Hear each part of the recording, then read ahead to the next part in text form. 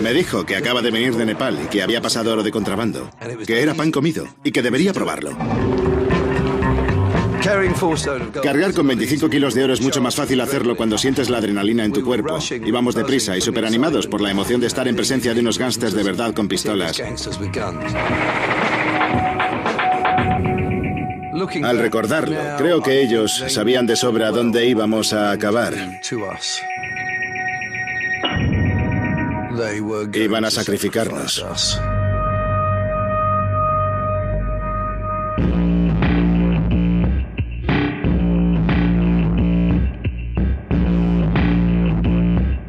Encarcelados en el extranjero. Contrabando de oro de Hong Kong a Nepal. En 1990, Piers Hernu vivía en Londres y trabajaba como empresario. Era un chico de ciudad. Tenía una corbata Hermès, unos zapatos de vestir y un traje oscuro de raya diplomática. Me gustaba tener un poco de dinero en el bolsillo y aparentar que era alguien importante.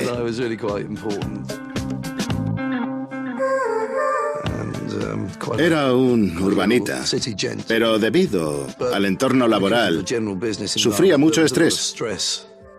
Trabajaba muchas horas y no tenía tiempo libre.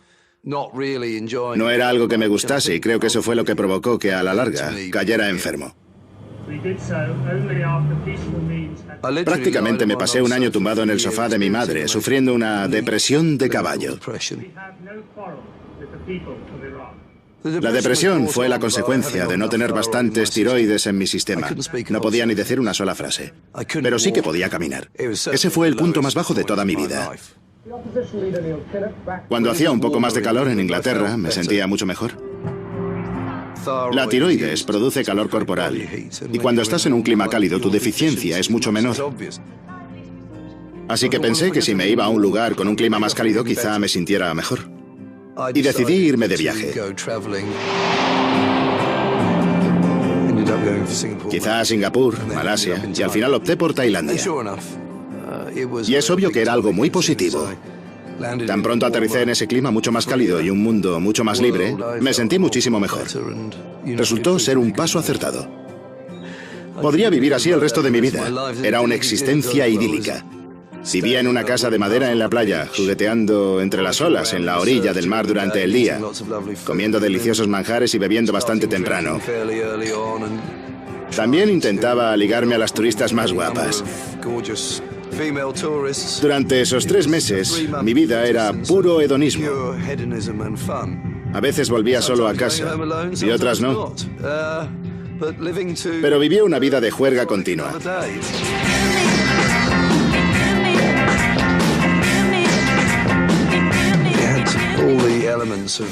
Cumplía todos los requisitos de una vida de ensueño para cualquier joven que buscase emociones fuertes, y eso es exactamente lo que acabé haciendo. Tras haber estado viajando 6 meses por el sudeste asiático, Piers fue a Hong Kong a buscar trabajo. Hong Kong fue un shock cultural por la cantidad de gente que hay en un mismo edificio. Me había acostumbrado a tener mucho espacio y a la belleza, y ahora de repente había mucho bullicio. ¿Qué tal estás, tío? Una cama libre para mí. Hola, ¿qué tal? Bien, me llamo Oz. En el albergue conocí a un tipo que se llamaba Oz. Llegó una semana después y más o menos me hice cargo de él. Parecía un poco inocentón en cuanto a la bebida y a la diversión, y yo simplemente le enseñé cómo pasárselo bien.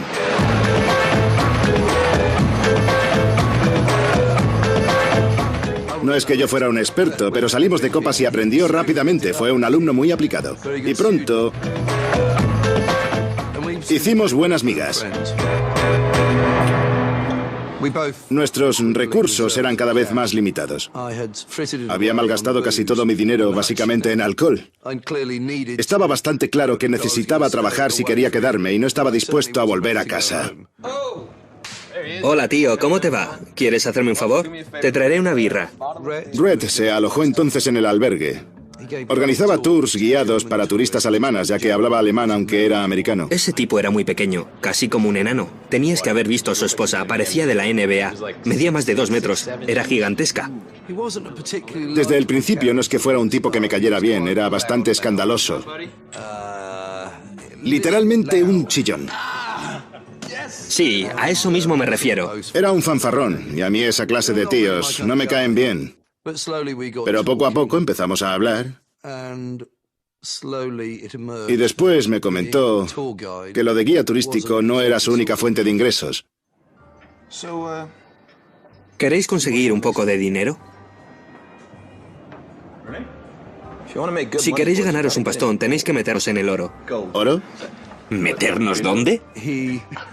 Nos confesó que había introducido oro en Nepal, y eso parecía algo extraordinario. ¿Cómo coño lo haces? Lo único que tenéis que hacer es subiros el oro al avión, quedaros una semana en Katmandú, echar un vistazo por las montañas y volver de regreso el lunes. ¿Katmandú? Un lugar exótico, son buena gente y simpáticos. Nos comentó que iba a volverlo a hacer, y que había sitio para más gente si queríamos ir con él. Los tipos en los aeropuertos, los agentes de aduanas y todos esos, están todos implicados. No se salva ninguno. Parecía aterrador. Se trataba de gente a quien no conocía, en países que tampoco conocía. La cosa podría salir mal, y no es que yo estuviera en una situación desesperada. Vale, tío. O lo tomas o lo dejas. Lo dejo, gracias. ¿Y tú qué haces, Oz? Creo que lo he pensado y... no. Vale, tíos. No voy a obligaros.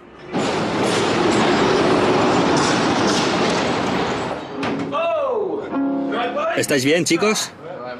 Hola, tío. ¿Quién quiere tomar una birra? No bebo, tío. Desapareció durante una semana, no nos dijo dónde se iba. Y volvió con un fajo de dólares. Un fajo abultado de dólares. Nos quedamos perplejos. Oz y yo estábamos sentados delante de él y pensamos que era mucho dinero. En realidad eran $2.000. No era para tanto, pero para la gente que está de paso y sin apenas dinero, era como un salvavidas. Fue muy tentador. Solo un fin de semana. No era muy difícil. Y el dinero en la palma de tu mano. Pan comido. Y desde ese día estuvimos predestinados al fracaso. Oz y yo le dijimos a Red que contase con nosotros para la próxima vez. Y se alegró. Y nos dijo que el siguiente paso consistía en acompañarle una noche a Chungking Mansions, un edificio de pisos de mala fama donde se practican toda clase de horrendas actividades. Así que una noche, Oz, Red y yo fuimos al centro para conocer al cuarto miembro del equipo. Chicos, este es Eric, es francés, por si acaso no os habéis dado cuenta. Era un tipo que se llamaba Eric y era maître. En un restaurante en Hong Kong, un tipo simpático, nos llevábamos muy bien con él. Vámonos. Lo mires por donde lo mires, era un poco raro. En cierta manera parecía un chiste, como los que empiezan, había un inglés que era Joe, un americano que era Red, un australiano que era Oz y un francés que acabábamos de conocer llamado Eric. Y todos nos dirigimos hacia ese bloque de pisos tan chungo para conocer a dos gángsters nepaleses mucho más chungos.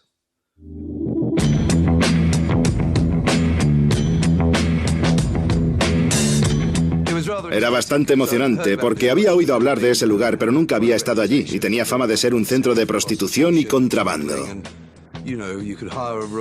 Allí se podían alquilar habitaciones por hora y era el lugar donde se pactaban toda clase de chanchullos. Con total discreción.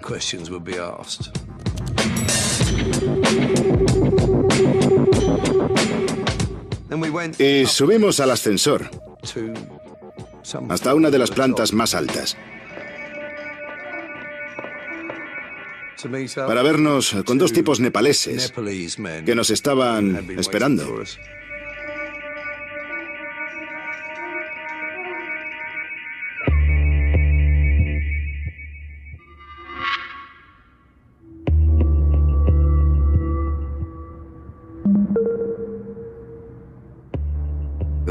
Lo que más me chocó es que uno de ellos llevaba una funda de pistola debajo del hombro y se podía ver la pistola por debajo de su brazo. Y debo admitir que se me encogió el estómago. Pero poco a poco me di cuenta de que de repente nos habíamos metido en la boca del lobo. Y teníamos que demostrar una conducta impecable.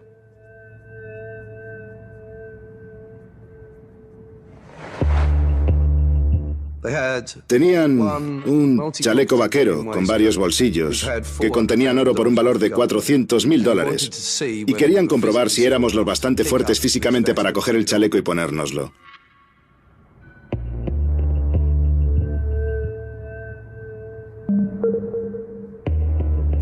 Pesaba más de 25 kilos.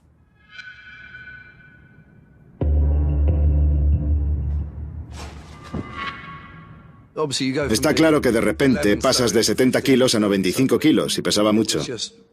Te pesaban los pies. En cierta manera parecíamos Robocop al caminar llevando eso encima porque de repente pesas 25 kilos más. Todos queríamos demostrarles que éramos capaces de ello, que podíamos hacerlo sin problemas.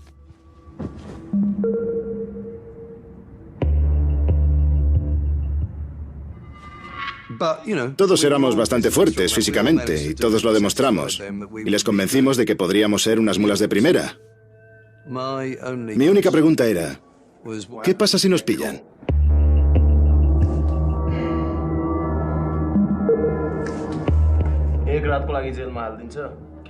No pasará nada. No pasará nada, tío. Os enviarán a casa deportados, una noche en la cárcel, eso es todo. Entonces no parecía tener ninguna traba. Una noche en la cárcel. ¿Era algo que podríamos soportar? No está nada mal, ¿verdad? Esa noche nos lo pasamos bien, porque aún no nos había bajado la adrenalina de haber hecho ese trato. De haber estado en presencia de unos gángsters de verdad con pistolas. Para nosotros todo marchaba sobre ruedas. Sí, todas las semanas. $2.000 por semana, chicos.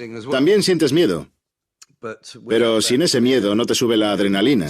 Así que todo forma parte de esta aventura que cada vez era más emocionante.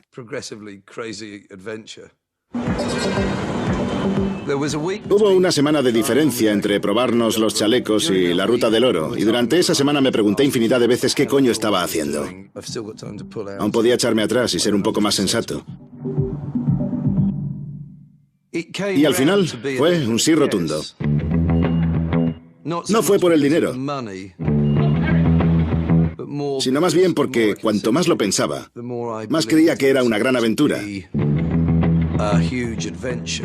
Y quería demostrar que podía hacer algo tan estúpido y peligroso como eso. Había estado enfermo y limitado durante mucho tiempo. Y era una manera de demostrar no solo que me encontraba mejor, sino también me sentía libre. Demostrando así que estaba al 100% y con un buen par de cojones.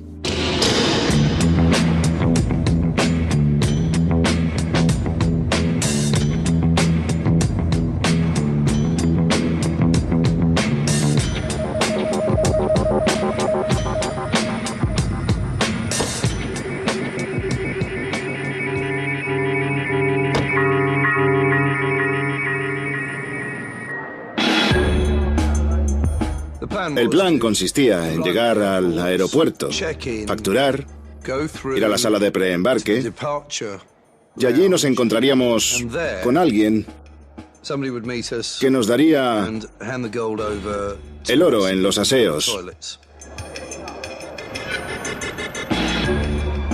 Al llegar este momento, nos pusimos muy nerviosos. Había mucha tensión.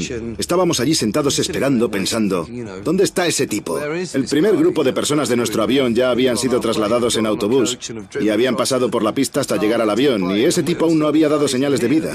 Pensaba, ¿qué coño está pasando aquí?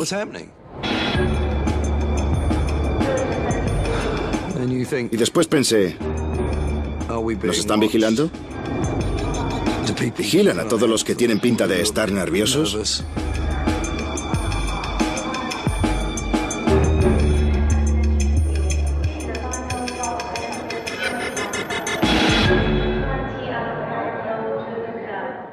Y al final apareció en el último momento. Primero Eric le siguió al aseo y después fuimos uno tras otro.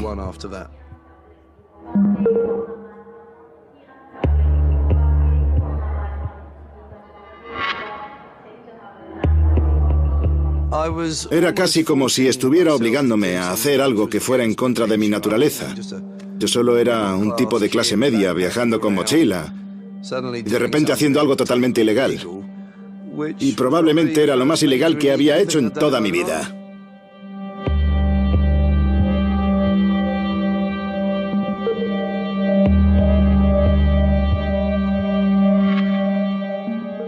El tipo estaba fuera de uno de los cubículos y dentro en el suelo estaban los chalecos vaqueros que contenían el oro.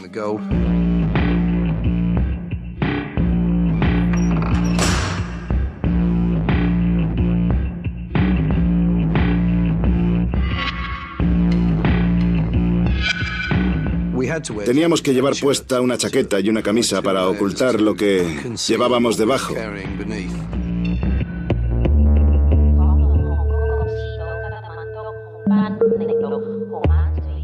Me miró de arriba a abajo y me dijo, sí, está bien. Y yo me miré en el espejo y ante mí había un tipo de aspecto pálido, un poco sudado y con los ojos como platos que me miraba y me preguntaba, ¿de verdad crees que esto es una buena idea? Última llamada del vuelo 506 a Katmandú. Por favor, todos los pasajeros se dirijan a la puerta de embarque. Última llamada del vuelo 506 a Katmandú. Entonces me di cuenta de que ya no podía echarme atrás y que tenía que seguir adelante. Más que nada era un pavor intenso. Miedo a lo desconocido. De no saber en lo que me estaba metiendo. Última llamada. Los pasajeros del vuelo 506 diríjanse a la puerta número 18. Última llamada del vuelo 506 a Katmandú. Por favor, todos los pasajeros diríjanse a la puerta número 18.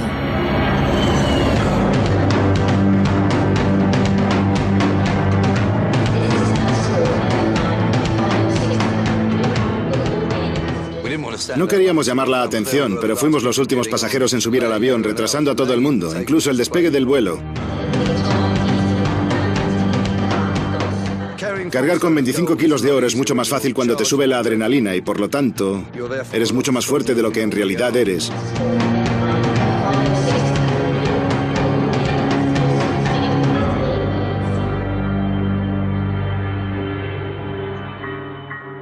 Tengo un vago recuerdo de Red diciéndonos que creía que el chaleco pesaba más de lo habitual. Y ese fue el único indicio de que quizá lleváramos la carga máxima que una persona puede cargar.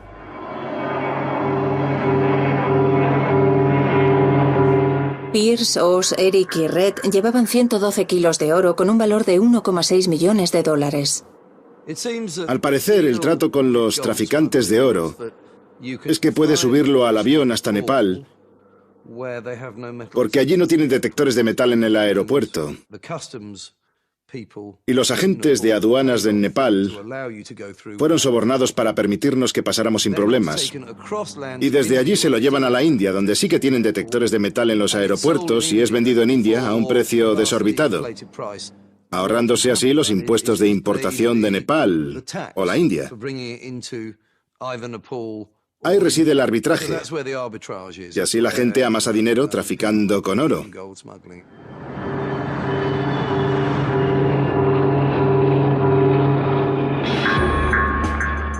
Al bajar del avión hace un calor horrible. Es justo mediodía. Sientes un intenso calor y no vamos vestidos de manera apropiada. Estábamos sudando. Y si a eso le añades lo nerviosos que estábamos, se traduce en unos tipos sudando a mares. Pero seguimos adelante, nos pusimos a la cola y no hubo problemas en el control de pasaportes. Les dimos el dinero y nos dejaron pasar a una puerta inmensa de doble hoja hasta el control de aduanas. Hay mucho bullicio y hay 4 controles consistentes en una mesa donde se registra el equipaje. Pero de repente Red se paró, estaba perplejo y pensé, ¿cuál es el problema?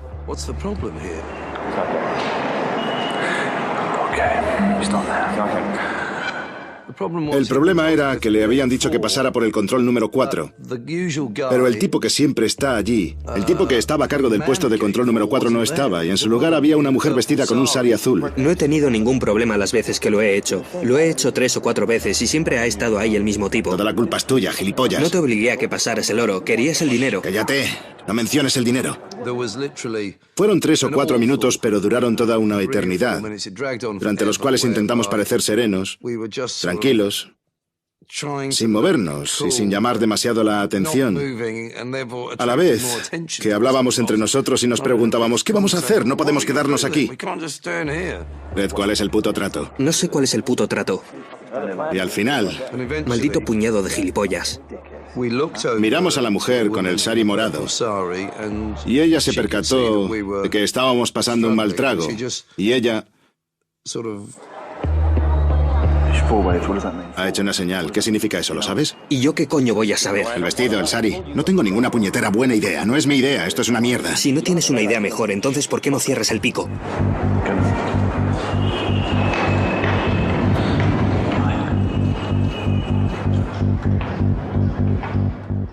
Red pasó primero y puso su bolsa sobre la mesa. Le dio las gracias. Y después fue el turno de Oz.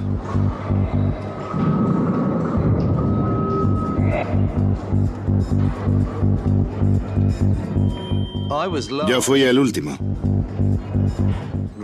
Hubiera preferido no serlo, pero la cosa parecía ir bien.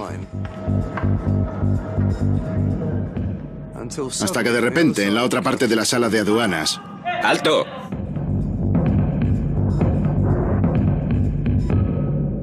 En ese momento no me dio tiempo a pensar nada. Ni tampoco entendí lo que estaba pasando hasta que vi a un tipo bajito, con bigote. Cogió a Eric. Mis peores pesadillas se estaban haciendo realidad. Y el tipo sacó un detector de metales. Y la alarma del detector saltó como la alarma de un coche.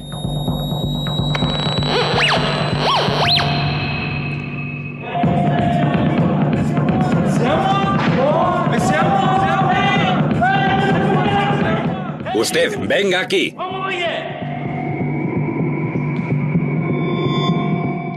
Tuve que caminar hacia él.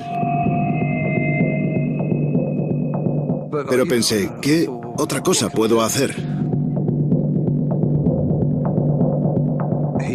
Y nos empujó a los dos hacia una pequeña sala que había a un lado del control de aduanas, con unas caras súper pálidas.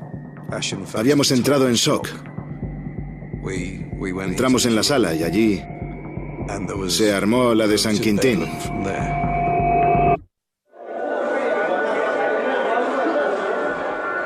Mientras Eric y yo estábamos sentados en esa sala, Oz y Red habían pasado el control de aduanas y estaban en el otro lado, esperando a que saliéramos. Ya que estás aquí, podías probarlo. Sí, tío, lo probaré, pero ¿tienen...? No, tío, aquí en la ciudad no.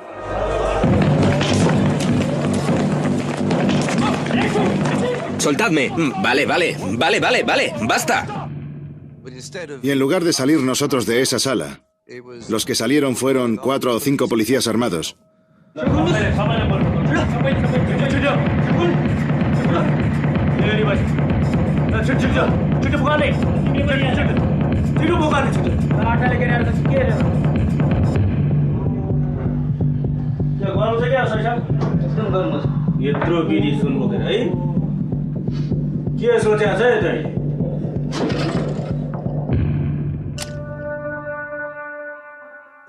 Y mientras se disponían a rajar el chaleco, en ese preciso instante me sentí fatal y de repente pensé, espera un momento.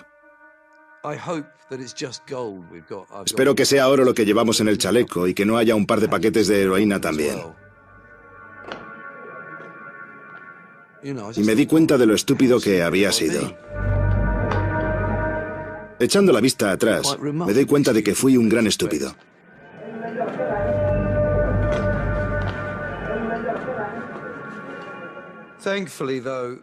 Menos mal que no hubo rastro de esos paquetes de polvo blanco.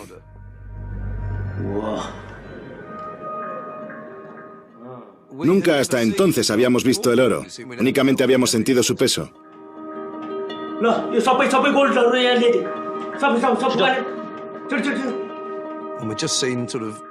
Habíamos visto los bolsillos del chaleco donde estaba el oro, pero ver lo que habíamos intentado pasar era toda una revelación.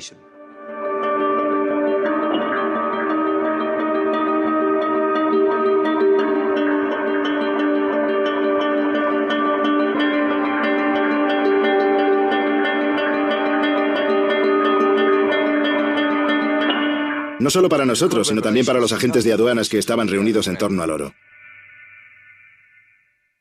Posteriormente supimos que fue la cantidad más alta de oro en toda la historia de contrabando de oro en Nepal. Y obviamente estaban bastante sorprendidos por la cantidad que nos habíamos atrevido a pasar clandestinamente en su país. Trajeron unos formularios que estaban escritos en nepalés y que querían que firmásemos. Pero no sabíamos lo que había escrito en ellos y tampoco teníamos un representante legal, no teníamos nada.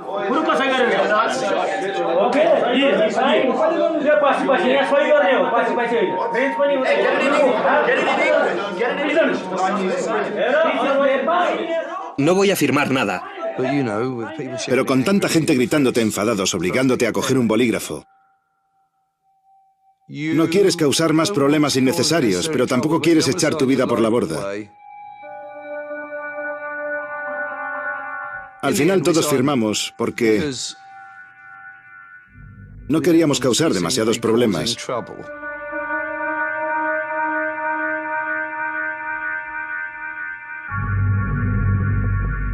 Lo siguiente que ocurrió fue que, y esta fue la única vez que me enfrentaba a una situación tan delicada y difícil, desde el punto de vista emocional. Nunca en toda mi vida me habían esposado. Y esas esposas eran bastante grandes. Y estaban oxidadas, eran unas esposas tercermundistas. Ese mero acto de ponernos las esposas tuvo un gran simbolismo. Entonces es cuando pierdes totalmente tu libertad. Nos metieron a los 4 en un jeep. Y creo que nos acompañaban 4 policías armados. No sabíamos si nos habían raptado o algo parecido. Y nos alejamos de allí en plena noche.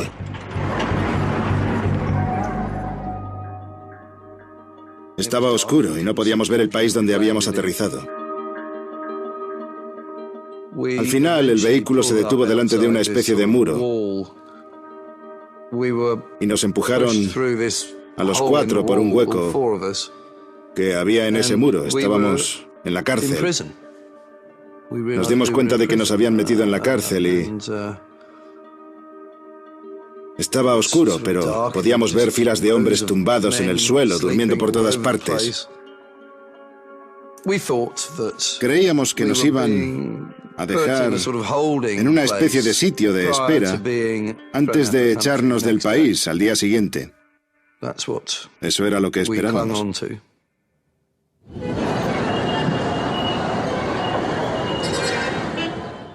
Aunque parezca mentira, esa noche dormí como un lirón.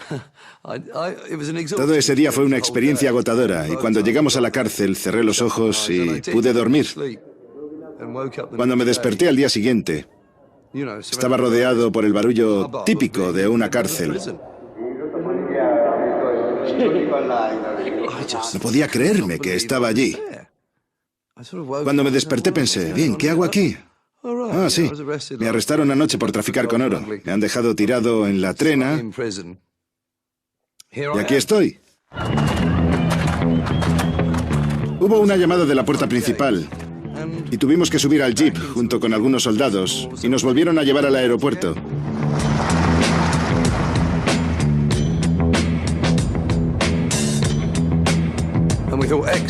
Creíamos que eran noticias excelentes, sí, una pequeña estancia en la cárcel. Habían confiscado el oro y ya estaban contentos. Seguramente iban a meternos en el primer vuelo que saliera. Largaos de aquí, imbéciles, en el primer vuelo a casa. Pero cuando llegamos al aeropuerto nos llevaron a un edificio dentro del recinto. Había una señal que decía Tribunal de Aduanas. Y finalmente resultó que todos aquellos que son pillados traficando en cualquier aeropuerto nepalés son juzgados en el Tribunal de Aduanas. Pero después resultó que ese Tribunal de Aduanas es simplemente una oficina. Una oficina de 3 al cuarto, bastante pequeña y con un poco de papeleo. El juez en realidad era el jefe de aduanas, que era el tipo que nos había arrestado la noche anterior. Y pensamos que todo era una broma pesada, porque yo esperaba que, si íbamos a ir a juicio, entonces esperaba que me llevaran a un lugar que se pareciera a un tribunal, ante alguien que pareciera un juez. No supimos cómo reaccionar. Estábamos solos en la otra punta del mundo, donde nos gritaba el tipo que nos había arrestado y que a su vez era nuestro juez. Y ese era un sistema judicial que desconocía por completo.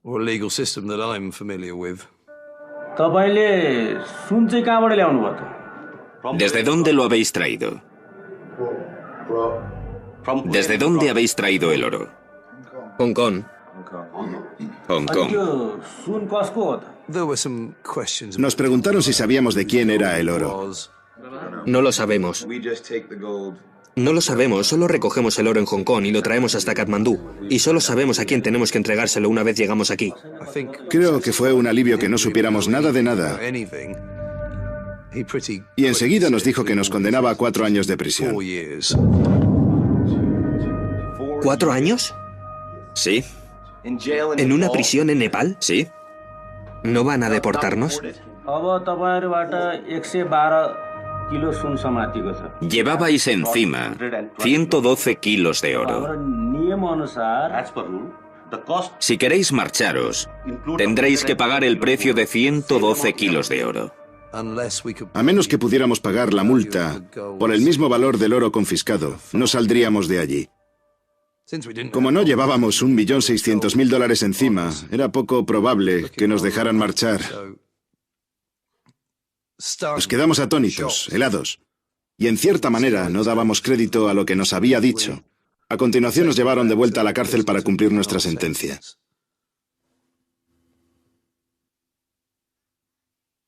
Éramos incapaces de comprender lo que nos había pasado en las últimas 48 horas.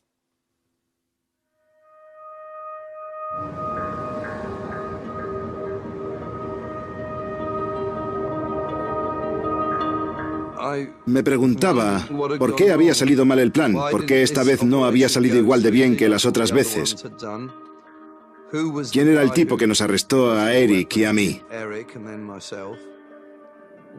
¿Por qué nos arrestaron si todo el mundo había sido sobornado? Más tarde descubrimos que se habían tramado otras cosas, pero entonces no teníamos ni la más remota idea.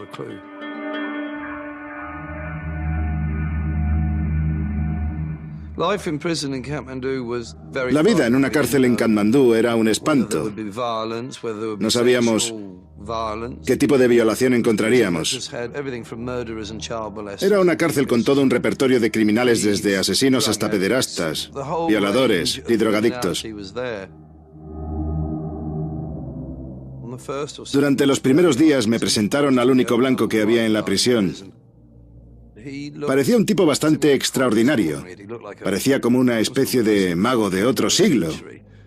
Y hablaba en clave. Básicamente decía cosas incoherentes.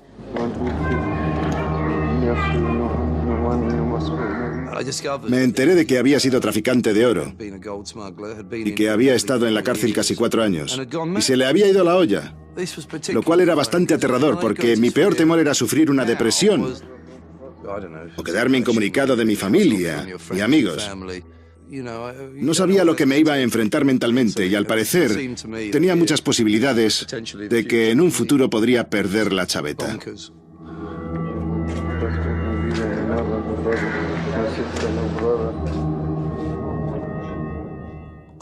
Redacté una carta muy difícil para mi madre, donde Le pedía que no se preocupara por mí, que había acabado en una prisión en Nepal y que no le había dicho que iba a visitar Nepal, pero que estaba allí y que me sentía estúpido, egoísta y muy desgraciado. Toda mi chulería había desaparecido poco a poco y lo único que quedaba era un joven un poco asustado deseando poder echar marcha atrás y cambiar las decisiones que había tomado, que resultaron ser todo lo contrario de sensatas.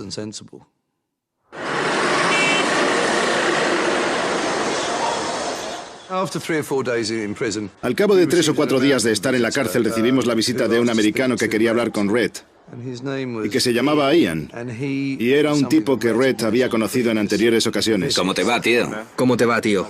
Estoy en una cárcel nepalesa, una puta mierda. Te traigo cosas de parte de los chicos y de los peces gordos. ¿Qué has traído? Trabajaba para los gángsters nepaleses y había traído comida, unas sábanas, y su mensaje básicamente era que en Nepal todo es posible, sabían con quién hablar y sobornarían a unas cuantas personas. El dinero habla, decía, y nos sacarían de allí. Al oírle decir eso nos quedamos aliviados, muy emocionados y llenos de ilusión, porque no se habían olvidado de nosotros.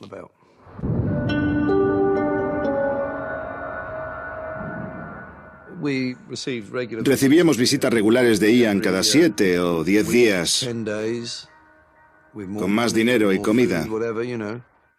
Continuaba prometiéndonos que nuestra salida estaba a la vuelta de la esquina, y seguíamos esperando ilusionados hasta que, al final, las semanas se convirtieron en meses. Y entonces, al cabo de 3 meses, no apareció para la visita que tenía prevista, y nadie nos visitó desde entonces. Uno de nuestros amigos en la cárcel, un tipo nepalés que era traficante de plata, nos explicó cómo funcionaba el sistema nepalés. Si estás en la cárcel... Sí. Más de 3 meses. No puedes apelar. 3 meses, y estamos en la cárcel durante 3 meses más. Podemos apelar tras 3 meses de estar encarcelados, ¿no?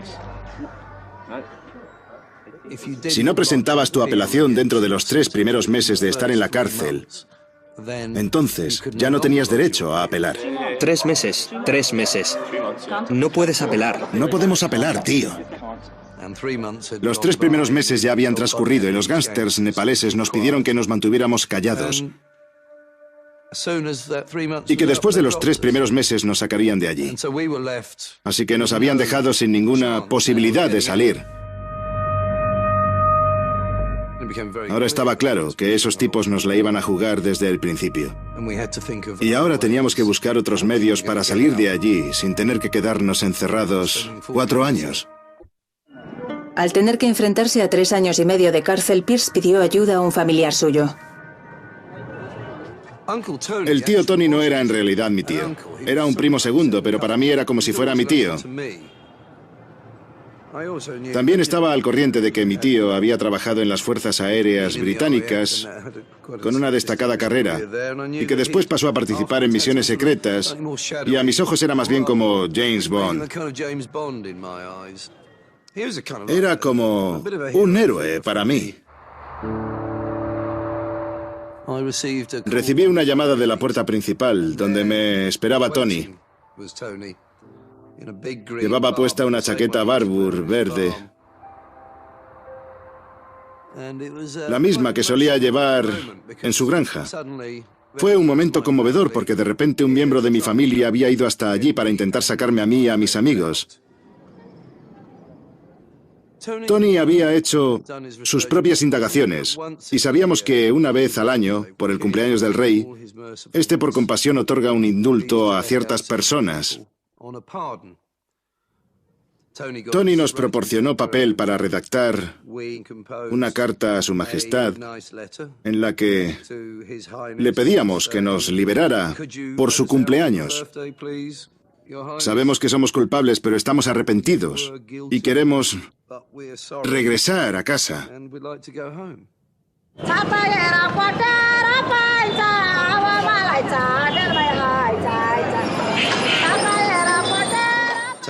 El papel que Tony tenía que desempeñar fuera era el de nuestro representante, y queríamos que se entrevistase con toda la gente que fuera posible. No sabíamos cómo el contacto de alguien podía ayudarnos, pero lo que sí entendíamos era que si queríamos salir de allí escribiendo una carta al rey, necesitaríamos cierto apoyo político del interior. Así que Tony se entrevistó con un tipo muy interesante que se llamaba Lucas. Y resultó que Lucas era un americano que había trabajado con los gángsters nepaleses. De hecho, se había encargado de pagar los sobornos a los agentes de aduanas en el aeropuerto de Katmandú. Pero se encontraba fuera del país cuando nos arrestaron. Los gángsters nepaleses le llamaron y tuvo que salir hacia Hong Kong. Así que, mientras nosotros íbamos camino a Nepal, Lucas, que supervisaba los sobornos a los agentes de aduanas, iba de camino a Hong Kong. Lucas se dio cuenta enseguida de que nos habían tendido una trampa. Y por eso le invitaron a ir a Hong Kong para que no se inmiscuyera en nuestro arresto. Nuestro arresto fue planeado desde un principio por los dos tipos que habíamos conocido en Chungking Mansions. Nos cargaron hasta los topes con todo el oro posible e informaron... Oye, tú. ...al jefe de aduanas de nuestra llegada. Y el trato consiste en que... si informas de cualquier tráfico de oro en Nepal, la recompensa es 1/4 del valor del oro confiscado. Así que cuanto más cargas las mulas con oro, más dinero recibes a cambio.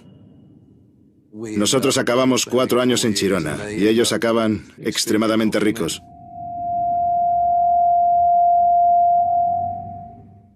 Nos sentimos impotentes cuando nos dimos cuenta de que habíamos caído en su trampa, pero a la vez también estábamos ilusionados, porque de repente nuestras posibilidades de salir de allí aumentaron de forma significativa.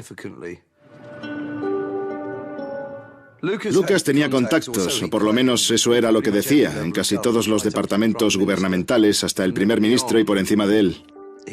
Le dijo a Tony en su primer encuentro que estaba muy interesado en ayudarnos a salir y que haría todo lo que estuviera en su mano para sacarnos de allí, para así fastidiar a los que nos metieron allí.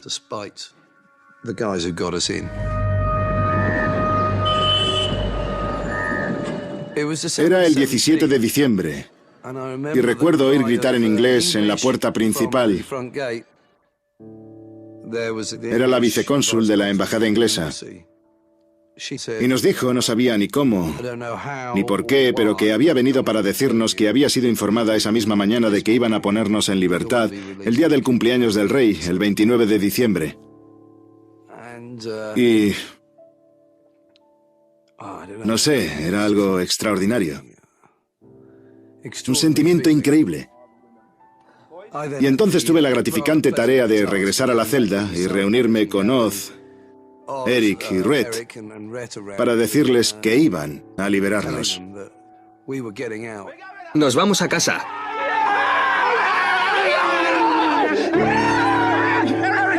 Eric, súbetelo a hombros. Por culpa de una estupidez acabamos allí dentro, pero fuimos muy afortunados al salir de allí. Sentimos un gran alivio porque parecía que nuestra terrible pesadilla llegaba a su fin.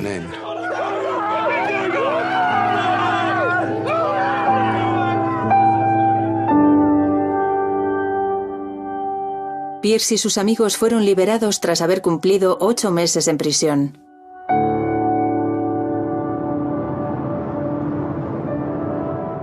Pierce vive ahora en Londres y trabaja como periodista.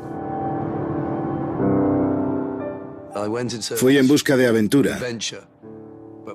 Pero mi plan de demostrarme a mí mismo de lo que era capaz no podía haber acabado peor. Sigo soñando. Y en mis sueños intento pasar algo de contrabando, pero siempre fracaso en el intento y acabo en la cárcel. Y allí cuento los días. No es que sea un sueño agradable. No quiero volver a experimentar la sensación que se siente al pasar algo de contrabando, ni pienso intentarlo otra vez.